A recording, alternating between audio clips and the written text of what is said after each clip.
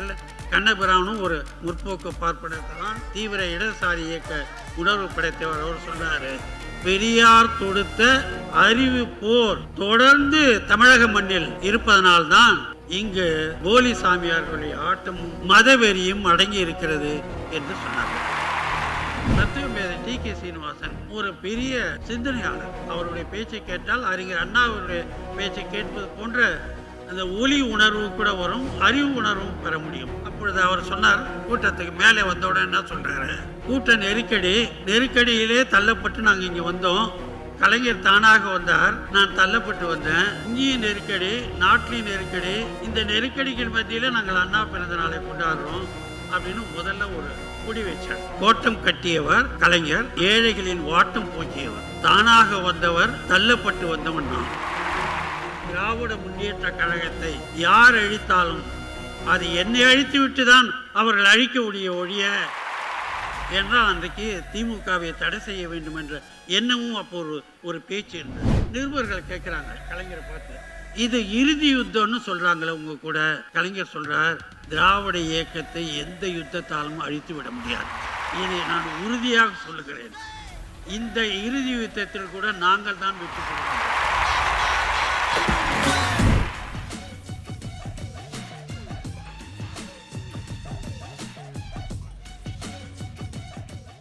திராவிட இயக்கத்தை பற்றி அறிவித்து விழா என்று இன்றைக்கு நாம் அறிவித்து விழா கொண்டாடுகிறோம். இது சரியான தலைப்பு. ஏனென்றால் அண்மையிலே ஸ்பீக்கிங் கான்ஸ்டிடியூஷன் என்ற தலைப்பிலே ஒரு நூல் வந்திருக்கிறது. அந்த நூலை எழுதியவர் யார் என்றால், ஆந்திர மாநிலத்தில் மூத்த வழக்கறிஞராகவும் மானுட விடுதலைக்காக தீவிர செயல்பாட்டாளராகவும் இருந்த கண்ணபிரான் என்பவர். அவர் மறைந்து விட்டார்.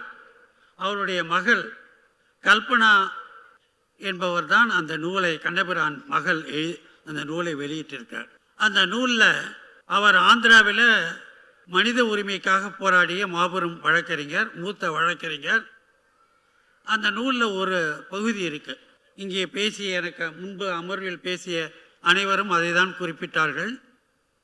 அந்த நூலில் என்ன சொல்லியிருக்கிறார் என்றால், தந்தை பெரியார் தலைமையில் திராவிட இயக்கம் தொடர்ந்து 100 ஆண்டுகளுக்கு மேலாக ஒரு அறிவு போரை தொடங்கியது.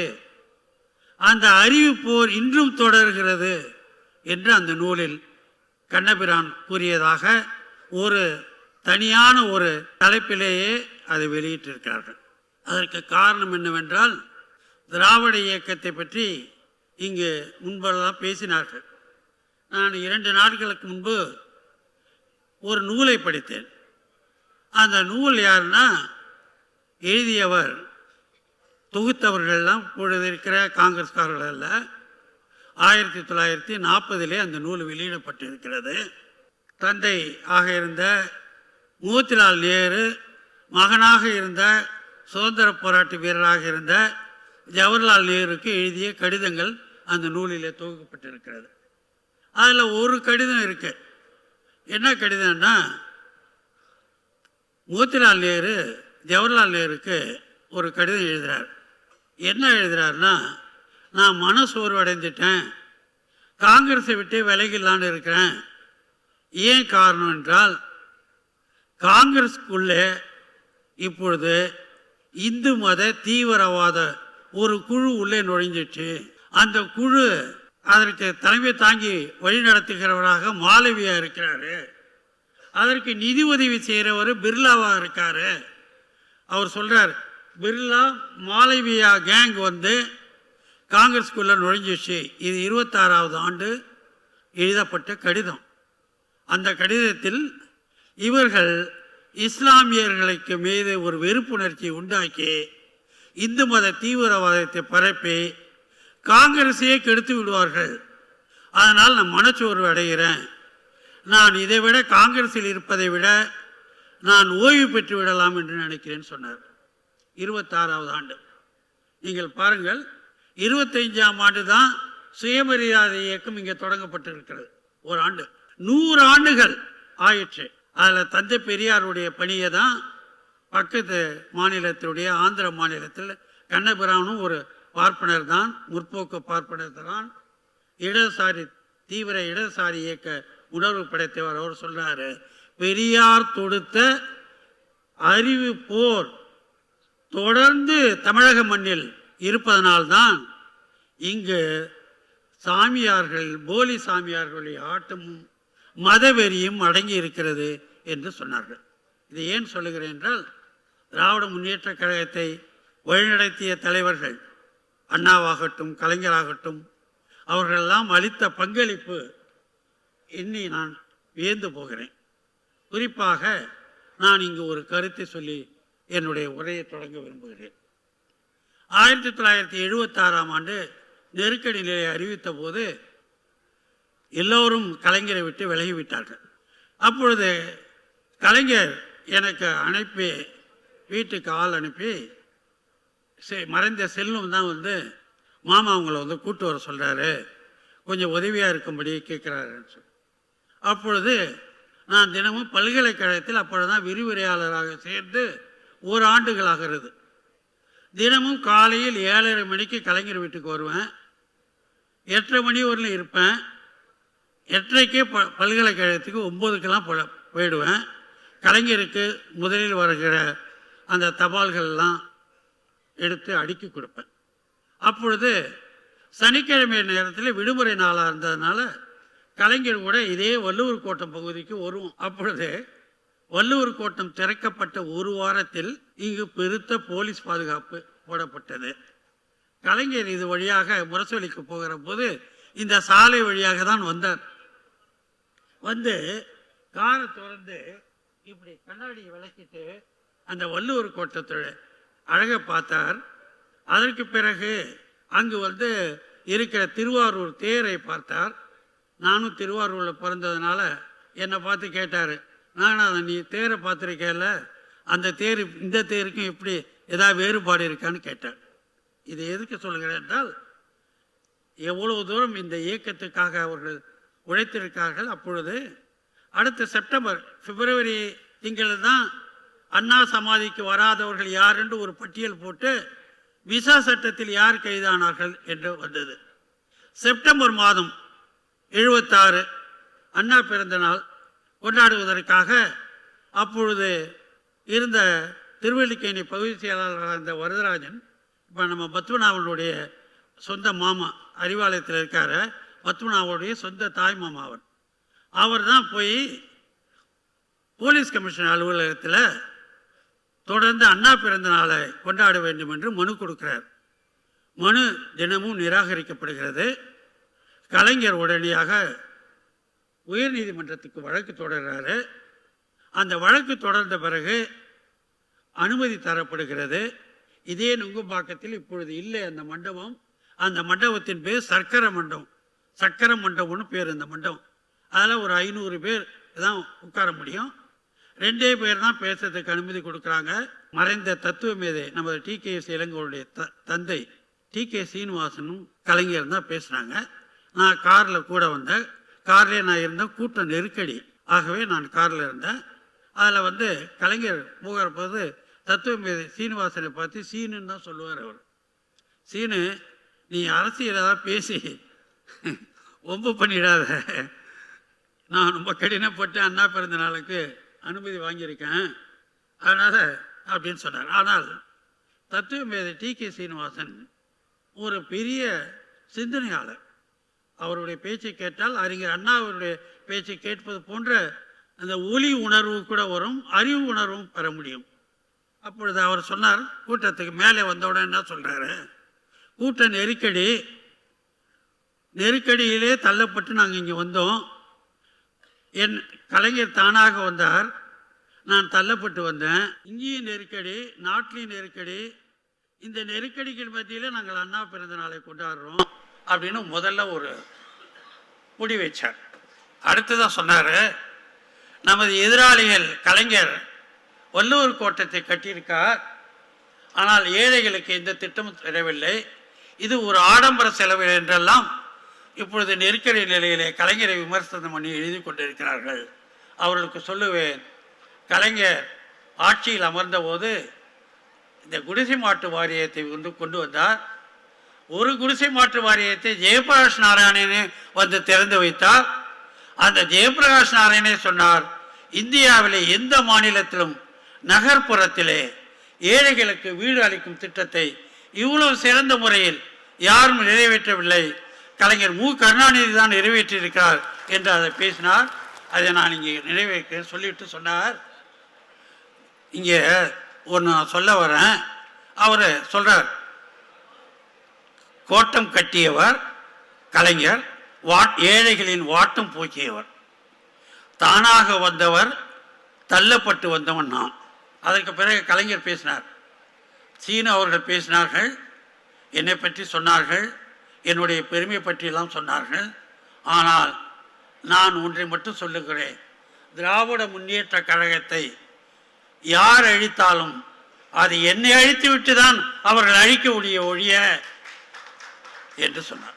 ஏன்னால் அன்றைக்கு திமுகவை தடை செய்ய வேண்டும் என்ற எண்ணமும் அப்போ ஒரு பேச்சு இருந்தது.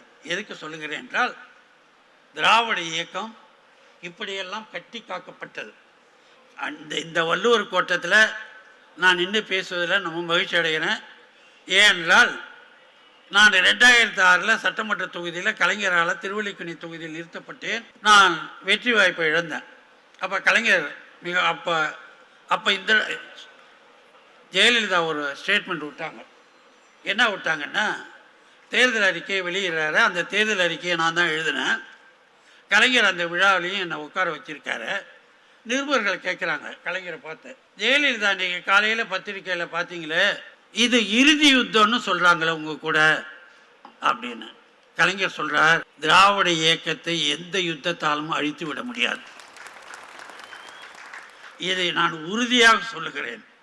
இந்த இறுதி யுத்தத்தில் கூட நாங்கள் தான் வெற்றி பெறுவோம் என்றார். எதுக்கு சொல்லனால், கலைஞர் எந்த காலத்திலும் எந்த நேரத்திலும் யாருக்கும் திராவிட இயக்கத்தை அடிபணித்ததில்லை.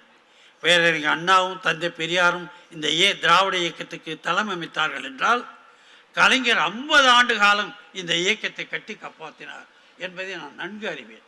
அதுக்காக தான் இந்த வள்ளுவர் கோட்டத்தை நான் பார்க்கிற போது எனக்கு இந்த தொகுதியில் நான் தோற்றாலும் பரவாயில்லை, அடுத்த தலைமுறையில் திராவிட இயக்கத்துக்கு ஒரு வாரிசு இருக்கிறது என்பதனால்தான் என் மகன் எழிலன் இங்கே இருக்கிறார். இது வாரிசு அரசியல் இல்லை, கொள்கை அரசியல். இன்றைக்கு நமது முதல்வராக இருக்கிற முத்துவேலு கருணாநிதி அவர்கள் அன்றைக்கு நெருக்கடி நிலையிலே வெளியே கலைஞர் நெருக்கடியை இருந்தபொழுது சிறையில் வாடியவர். 50 ஆண்டுகளுக்கு முன்பு சிறையில் இருந்தவர். அவரை விட ஒரு அரசியலில் தியாகம் பண்ணியவரை நாம் பார்க்க முடியுமா? அவர் வருகிறார், அடுத்ததாக உதயநிதி வருகிறார், தேர்தலில் நிற்கிறார், நின்று ஜெயிக்கிறார். ஏழன் தேர்தலில் நிற்கிறார், ஜெயிக்கிறார். இன்னைக்கு வந்த உடனே என்கிட்ட காட்டினார். இந்த உணர்வுகளை கிளறியவர் என் மகன் எழிலன் தான். வந்த உடனே ஆயன விளக்கு தொகுதி எம்எல்ஏங்கிற முறையில், அப்பா இந்த வள்ளுவர் கோட்டத்தை நாங்கள் சீரமைத்திருக்கிறோம் என்று சொல்லிய போதுதான் என் நினைவுக்கு கலைஞர் வந்தார். எந்த கலைஞர் காரில் இருந்து குனிந்து பார்த்தாரோ அந்த கலைஞர் இன்றைக்கு இல்லை. வள்ளுவர் கோட்டம் ஒளிர்கிறது. தமிழர் வாழ்வியரின் வாழ்வுக்காக போராடிய இயக்கம், மொழி உரிமைக்காக போராடிய இயக்கம், தமிழர்களின் பண்பாட்டு உரிமைக்காக போராடிய இயக்கம். அதைவிட முதன்மையானது திராவிட பொருளாதாரத்தை மீட்பதற்காக கலைஞர் ஆட்சியிலும் அண்ணா ஆட்சியிலும் இன்றைக்கு இருக்கிற முதல்வர் ஆட்சியிலும் பல திட்டங்கள் நிறைவேற்றிய காரணத்தினால்தான் இன்றைக்கு தமிழ்நாடு ஒரு வளர்ந்த மாநிலமாக 11 விழுக்காடு வளர்ச்சி பெற்ற மாநிலமாக இருக்கிறது. இன்றைக்கு ஒன்றிய அரசு அவ்வளோ கூறுகிறார்களே, ஒன்றிய அரசுக்கு நான் அதிக நேரம் எனது சக தோழர்களுக்கும் நண்பர்களுக்கும் நான் விட்டு கொடுத்து விட்டு ஒரு சில கருத்துக்களை நான் கூற விரும்புகிறேன். ஏனென்றால் இன்றைக்கு 11.6 விழுக்காடு நம்ம உச்ச நிலையை வளர்ச்சி அடைந்திருக்கோம். ஆனால் ஒன்றிய அரசு 6 விழுக்காடு தான் வளர்ந்திருக்கு. அவர்களை விட நாம் ஏறக்குறைய 5 விழுக்காடு வளர்ச்சியில் உரிமை இருக்கும். ஆனால் நீங்கள் ஒன்றிய அரசு எவ்வளோ வரி திரட்டுதுன்னா, மொத்த இந்தியாவில் 72.7 விழுக்காடு நிதி வருவாய் வரி வருவாய் திரட்டுது. மாநிலங்கள் எல்லாம் சேர்ந்து எவ்வளோ வருவாயை திரட்டுகிறது என்றால் 27.3 விழுக்காடு தான் திரட்டுது. 72 விழுக்காடு வரிகளை திரட்டுகிற முழு அதிகாரங்களை பெற்றிருக்கிற வரி அதிகாரங்களை பெற்று 72 விழுக்காடு வரியை திரட்டுது. ஆனால் ஒன்றிய அரசு எவ்வளோ செலவு செய்யணும்? 70 விழுக்காடு செலவு செய்யணும்னு எதிர்பார்ப்பீங்களா? இல்லை, 48 விழுக்காடு தான் செய்யும்.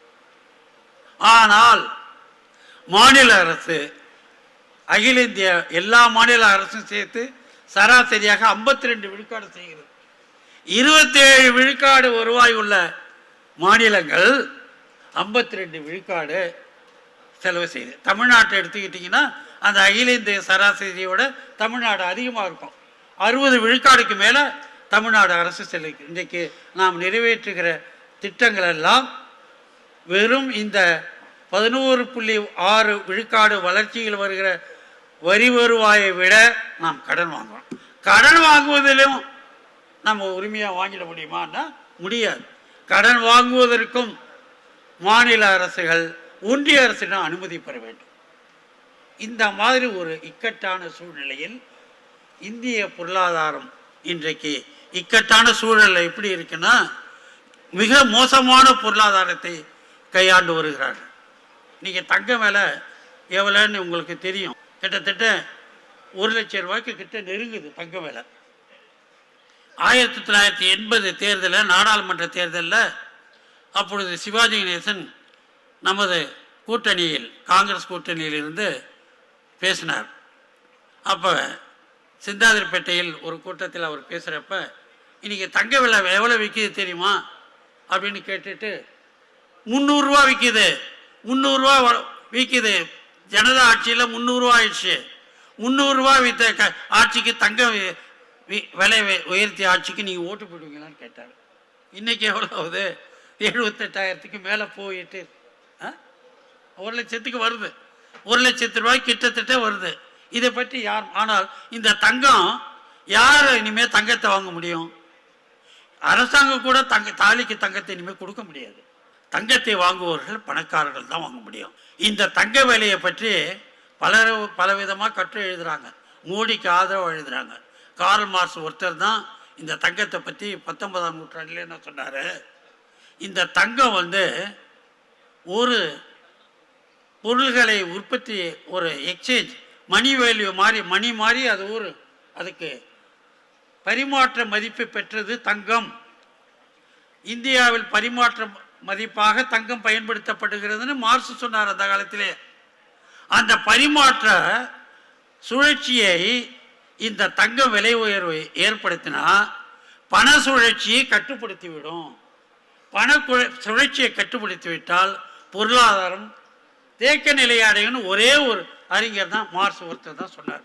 இப்போ இருக்கவங்கெல்லாம் சொல்கிறாங்க அது சேமிப்பாக இருக்கணும். சேமிப்பு யார்கிட்ட இருக்கு? இந்தியாவுடைய சேமிப்பை வைத்திருப்பவர்கள் யார்? இந்தியாவுடைய சொத்து மதிப்பை வைத்திருப்பவர்கள் யார்?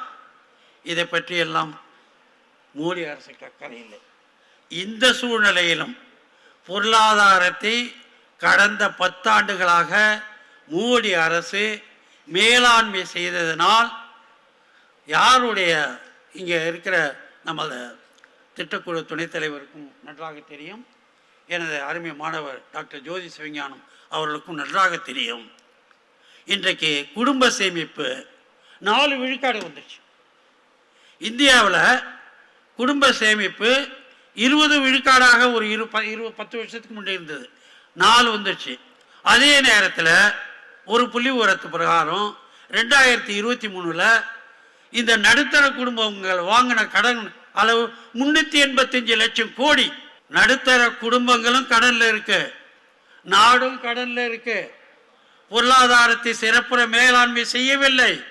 மேலாண்மை செய்ததனால்தான் 6 அவங்களால 6.8 எட்டுறதுக்கு திக்குமுடாக இருக்காங்க. இந்த சூழலில் 11 விழுக்காடு வளர்ச்சியை தமிழ்நாடு கண்டு இருக்கிறது என்றால் அது திராவிட இயக்கம் தந்த பொருளாதார ஒரு அடிப்படை என்று கூறி என்னுடைய உரையை சுருக்கமாக முடிக்கிறேன். உலக வரலாற்றில் எந்த இயக்கத்துக்கும் இல்லாத பெருமை இந்த இயக்கத்துக்கு தான் உண்டு. பத்திரிகைகளை படிப்பவர்களுக்காக அல்லாமல் படிக்க சொல்லி கேட்பவர்களுக்காக இயக்கம் நடத்தியவர்கள் நாம், இதழ்கள் நடத்தியவர்கள் நாம். 100 வருடத்துக்கு முன்னால் பாமரர்களாக இருந்த மனிதர்களோடு அரசியல் பேசிய ஒரு கட்சி, அரசியல் பேசிய ஒரு இயக்கம் 100 வருடங்களுக்கு பின்னால் ஜென் செட், ஜென் ஆல்பா இவர்களெல்லாம் அரசியல் பேச வந்துவிட்ட பிறகும் உங்களுக்கு நிகராக, உங்களை விட அதிகமாக அரசியல் பேசக்கூடிய கெப்பாசிட்டி எங்களுக்கு இருக்குன்னு ஒரு இயக்கத்தால் சொல்ல முடியும் என்றால் அது திராவிட முன்னேற்ற கழகத்தால் மட்டும்தான். பழமையை விட்டொழித்து விட்டு புதியவற்றை நோக்கி நகருவோம். உலகத்தில் எதுவெல்லாம் புதிதாக வருகிறதோ அது எல்லாவற்றையும் ஏற்றுக்கொள்வோம். இதுதான் திராவிட இயக்கத்தின் அடிப்படை பார்வை. அதனால தான் 1970களில் கம்ப்யூட்டர் வந்த போது தந்தை பெரியார் மூட்டு வலியோட தூக்கி கொண்டு போய் கம்ப்யூட்டரை போய் பார்க்க போனார். சேலத்துல முச்சந்தில நின்று போராடல, தமிழ்நாடு சட்டமன்றத்துல பேசணும். சட்டமன்றத்துல மட்டும் பேசல, நாடாளுமன்றத்துல பேசணும். அத்தோடு நிக்கல. 1968 முதலமைச்சராக ஜப்பானுக்கு பயணப்பட்ட பேரறிஞர் பெருந்தகை அண்ணா ஜப்பான் அரசிடம் வைத்த கோரிக்கை இந்திய அரசாங்கத்திற்கு சேலத்திலே உருக்காலை அமைப்பதற்கு நீங்கள் உதவ வேண்டும் என்கிற கோரிக்கையை அவர் வைத்திருக்கிறார். சாதாரண சேலம் ஸ்டீல் பிளான்ட் இன்னைக்கு சாதாரணமா தெரியும். அந்த ஸ்டீல் பிளான்ட்டுக்காக 60களில் ஒரு இயக்கம் 15 வருடம் ரோட்லையும் சட்டமன்றத்திலையும் நாடாளுமன்றத்திலையும் வெளிநாடுகள்லையும் மன்றாடி இருக்கிறது. அந்த கட்சிக்கு பெயர் தான். ஆசை இருக்கு, திறமை இருக்கு, பணம் இல்லை. இன்னொரு பக்கம் பணம் இருக்கு, பயம் இருக்கு. இது ரெண்டுத்தையும் மேட்ச் பண்றதுக்கு ஒரு ஏஜென்ட் தேவையில்ல. அந்த ஏஜென்ட் தான் வங்கின்னு டீ கடையில சாதாரண டீ குடிச்சு கொண்டிருந்த தன்னுடைய தொண்டர்களுக்கு வங்கிகளின் தத்துவம் குறித்து வகுப்படுத்தவர் பேரறிஞர் அண்ணா. திராவிட இயக்கம் தான் தமிழ்நாட்டில் அரசியல் அதிகாரத்தை கைப்பற்றுவதற்கு பொருளியல் தகுதியையும் தூக்கி எறிந்தது. அதனால தான் ராமநாதபுரம் ராஜாவை எதிர்த்து குதிரவண்டி தங்கப்பனால ஜெயிக்க முடியும்.